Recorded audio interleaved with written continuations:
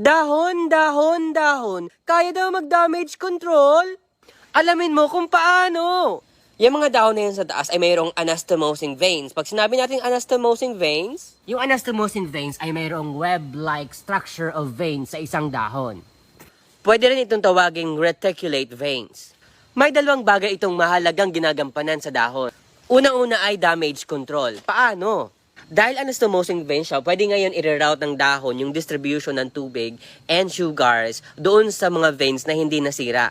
Ang rerouting ng water distribution na ito ay nangyayari sa xylem.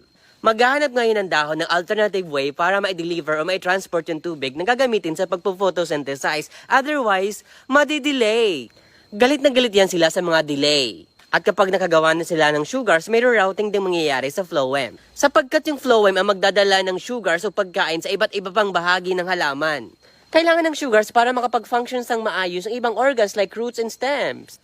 Pangalawa, yung interconnected network of veins na yun ay nagbibigay ng extra mechanical support sa dahon. Mas maraming veins, mas matibay. Sana all strong talaga. Bonus kaalaman, ang type, arrangement, and density ng veins ay ginagamit sa pag-identify ng species ng halaman. At kung nagustuhan mo ko, stay yung video, i-follow mo ko dahil nakakaganda ng buhay ang may alam.